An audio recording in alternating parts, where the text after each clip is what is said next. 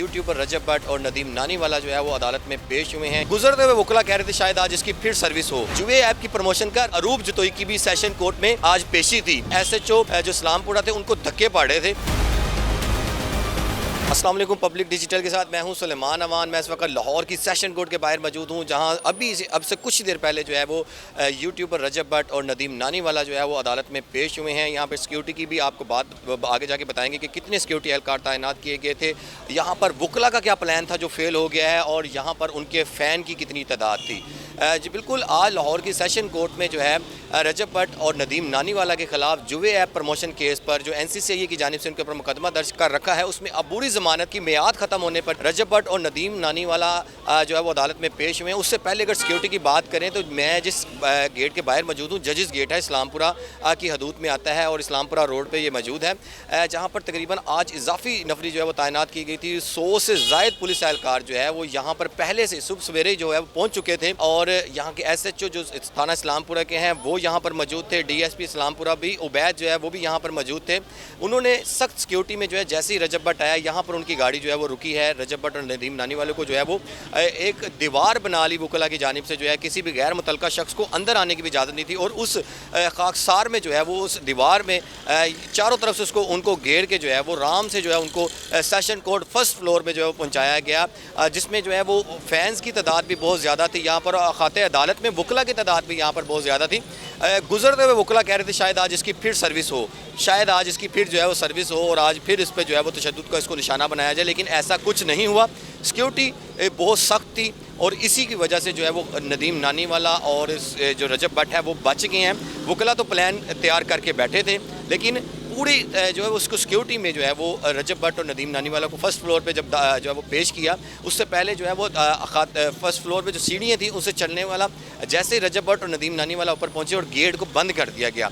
Security इतनी ज़्यादा थी। आज फ़ैन की तादाद बात करें तो फ़ैन भी सुबह सवेरे जो है वो सेशन कोर्ट में मौजूद थे। 8 बजे मैं जब यहाँ पर आया तो तकरीबन 100-150 के करीब आज फ़ैन यहाँ पर पहुँचे हैं। पुलिस ने बड़ी कोशिश की कि यहाँ पर गैर मुतल्लका शख्स ना आए, लेकिन चूँकि अदालती मामलात हैं, तकरीबन फ़ेज़ 1 और फ़ेज़ 2 में 100 के करीब एडिशनल सेशन जजेस यहाँ पर बैठते हैं, और ज़ाहिर बात है इसमें केसेस की तादाद भी बहुत ज़्यादा होती है। तो इस वजह से आम ये जो फ़ैन थे ये आम साइल बनकर जो है वो खाते अदालत में पहुँचने में कामयाब हो गए। लेकिन जैसे ही रजब भट्ट और नदीम नानीवाला आए तो तमाम लोगों ने जो है जो फ़ैन्स थे उनके, उन्होंने मोबाइल्स निकाले और रजब भट्ट की और नदीम नानीवाला की वीडियोज़ बनाई।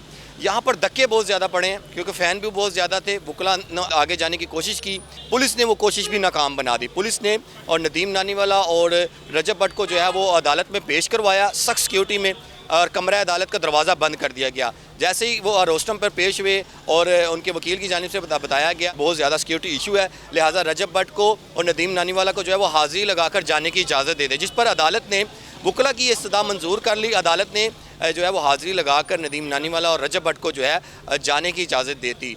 जैसे ही उनको जाने की इजाज़त दी, हालांकि कोई दलाइल नहीं हुए, जबकि ये होता है कि मुलज़म के सामने जो है वो जो तफ्तीशी NCCI का था उसने बताना था कि मुलज़म पेश हुए हैं, शामिल तफ्तीश हुए हैं या नहीं हुए, लेकिन ऐसा कुछ नहीं हुआ। केस की कोई प्रोसीडिंग नहीं हुई और अदालत ने उनको हाज़िरी लगाकर जाने का हुक्म दे दिया।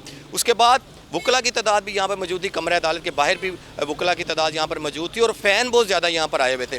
तो फिर वही सिक्योरिटी में जो है नदीम नानीवाला और रजब भट्ट को जो है वो पुलिस एहलकारों ने, मैंने ये भी देखा है कि SHO जो इस्लामपुरा थे उनको धक्के पड़ रहे थे, लेकिन उन्होंने बड़ी जो सिक्योरिटी का इंतज़ाम किया हुआ था, बहुत बेहतर सिक्योरिटी का इंतज़ाम किया हुआ था।